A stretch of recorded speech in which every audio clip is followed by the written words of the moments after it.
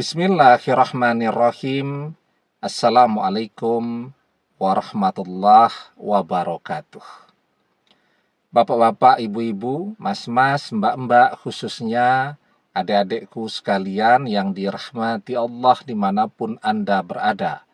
Kembali di IIP Channel bersama saya, IIP Wijayanto. Kali ini kita akan membahas tema mantan sampai meriang, tersengat amalanmu, ya, saat kamu lakukan ini. Nah, jadi kita sudah membahas di video sebelumnya ya, bahwa ketika seseorang mengerjakan amalan, ya, amalan itu tujuannya sama dengan doa, tetapi arah gerak energinya berbeda ya. Kalau doa itu arah gerak energinya secara vertikal menuju pintu-pintu langit. Kalau amalan itu dia bergerak secara horizontal menuju orang yang kita cintai atau orang yang kita inginkan. Itu bedanya ya. Tujuannya sama ya.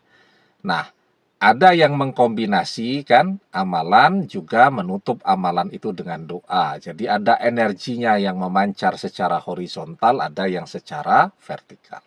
Nah, jadi ketika mantan terkena energi dari amalan kita, ya, kalau dalam doa itu terjadi koneksi pikiran ya. Karena ketika berdoa kita menyebut mantan, nah itu terjadi koneksi pikiran kita dengan mantan ya. Koneksi hati kita dengan mantan ya. Pikirannya teringat, hatinya bergetar. Biasanya begitu. Itu kalau doa. Nah, kalau amalan itu kan energi ya. Energi itu dia bergerak halus ya, meresap ke dalam diri mantan ya. Meresap itu yang lebih tepat ya. Kalau merasuki itu kan kesannya serem gitu ya. Jadi meresap ke dalam diri mantan dan memberikan perubahan ya. Jadi dari tidak kangen jadi kangen, kemudian bertambah lagi jadi kangen banget, tambah lagi jadi kangen yang tidak tertahankan. Nah, ya. Begitu juga dari sudah jarang sekali memikirkan kita, jadi sering kepikiran kita, jadi terus-menerus memikirkan kita. Jadi setiap saat, ya, jadi dimanapun dia berada, kepikiran kita terus. Nah, jadi itu perubahan-perubahan pada diri mantan. Nah, pertanyaannya bisa tidak tuh? Mantan terkena atau tersengat atau terimbas ya energi amalan ini sampai misal jadi meriang ya dan seterusnya. Jadi sifat dari energi amalan itu tidak seperti itu ya. Jadi tidak membuat orang jadi sakit, tidak membuat orang jadi blank dan seterusnya, itu enggak. Dia akan tetap menjadi dirinya sendiri, tetapi dirinya sendiri yang mencintai kita. Ya, dirinya sendiri yang setia kepada kita. Jadi ini beda dengan sihir ya. Kalau sihir itu jadi blank ya, kemudian menjadi seperti bukan dirinya sendiri ya, terjadi perubahan sampai-sampai orang di sekelilingnya merasa tidak kenal sama dia. Nah, itu kalau sihir itu seperti itu, tapi cepat habisnya energinya ya.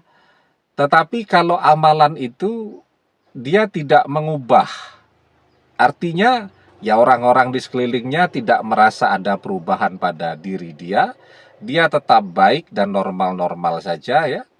Nah, cuman hatinya dan pikirannya pelan-pelan berubah, dan perubahan itu adalah perubahan yang permanen ya. Kan biasa saja orang kemudian merahasiakan dulu perasaan cintanya, dia tertarik kepada seseorang ya. Tetapi di dalam beraktivitas sehari-hari dia normal-normal saja. Dia baik-baik saja. Nah, itu amalan itu seperti itu. Walaupun di dalam perjalanannya ya bisa saja orang sampai meriang ya. meriang itu kan kalau orang zaman sekarang mengatakan merindukan kasih sayang. Tapi kalau meriang yang panas dingin itu ya bisa juga. Kapan itu? Ketika rasa kangen itu sudah sedemikian besarnya, tidak tertahankan lagi, tetapi dia masih berusaha agar jangan ketemu. Misal karena gengsinya yang sangat tinggi, atau karena faktor orang tuanya yang belum memberikan restu. Nah, ini juga berat nih ya. Kita menggarap mantan dengan amalan. Oke ya. Insya Allah semoga terjadi perubahan pada diri mantan. Tetapi kita tidak pernah menggarap orang tuanya dengan amalan. Mantannya mau balik, orang tuanya tetap menjadi tembok penghalang. Kan repot. Nah, itu tuh yang bisa kemudian membuat mantan sampai meriang. Kangennya luar biasa kepada kita, tetapi orang tuanya melarang dia ketemu kita. Orang tuanya tetap mencegah jangan sampai mantan ketemu dengan kita. Jadi apa yang kita lakukan? Ya, kita mengerjakan amalan. Oke. Kemudian amalan itu bekerja, mantan terimbas atau tersengat dengan energi dari amalan itu. Oke ya. Mantan jadi pengen ketemu kita, tetapi orang tuanya tetap menghalangi mantan karena orang tuanya tidak kita garap, ya, tetap menghalangi mantan untuk bersama kita. Kangen tapi tidak bisa ketemu dengan orang yang dikangeni. Itu persis tuh seperti anak-anak bayi itu, anak-anak balita atau batita ya. Saya tuh punya adik dulu ya, sebelah rumah tuh. Ayahnya sekolah ya di luar negeri. Nah, kan lama tuh nggak ketemu tuh, hampir 5 tahun tuh nggak ketemu. Jadi dia baru umur ya setahun ya, baru kenal ayahnya dikit-dikit, ayahnya berangkat S2 ke luar negeri. Masih kecil sekali itu. Ya itu kalau kangen sama ayahnya, apalagi zaman itu ya, kalau mau telepon kan harus ke wartel gitu kan. Telepon itu masih sesuatu yang mewah tuh. Di rumah-rumah orang tuh sesuatu yang mewah.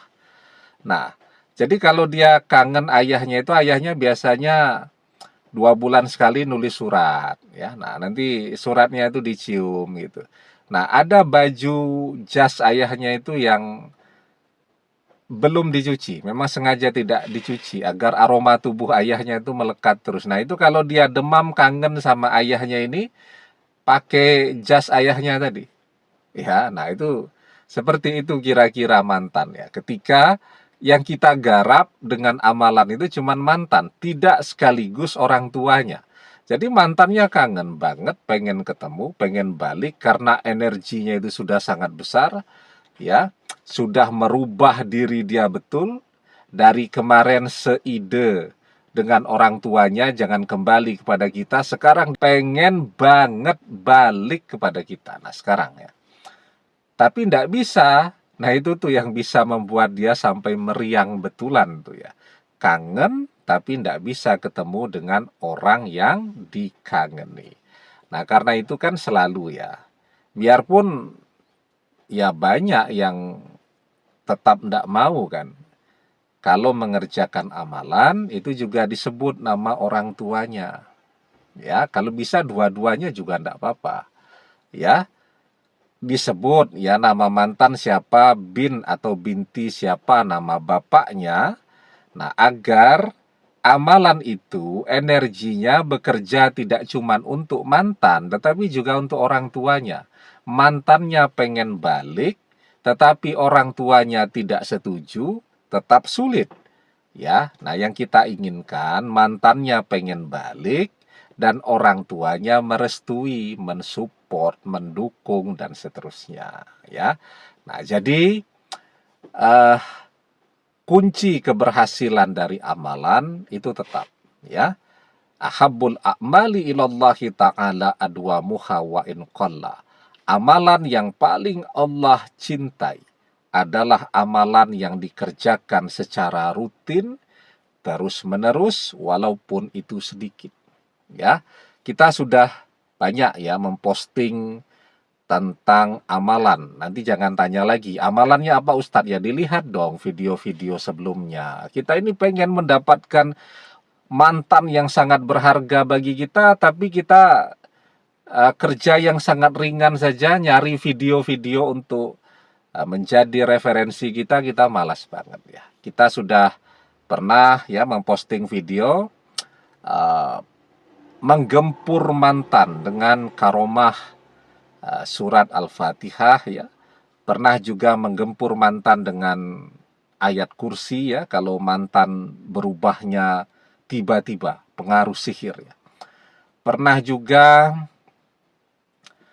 dengan surat Ar-Ra'd ya, walau anna Qur'anan syuyirat bihil jibalu au qutiat bihil ardu au kullima bihil mauta balillahil amru jami'a, dan seterusnya ya. Nanti bisa dilihat itu ya, masih dalam bulan-bulan ini kok videonya, nanti bisa dilihat satu-satu ya. Semoga bermanfaat dan semoga mantan kembali secara permanen. Kembali bukan untuk pergi lagi, tetapi kembali bersama kita selamanya. Amin. Demikian, semoga bermanfaat. Wallahu a'lam bissawab, billahi taufik wal hidayah. Assalamualaikum warahmatullahi wabarakatuh.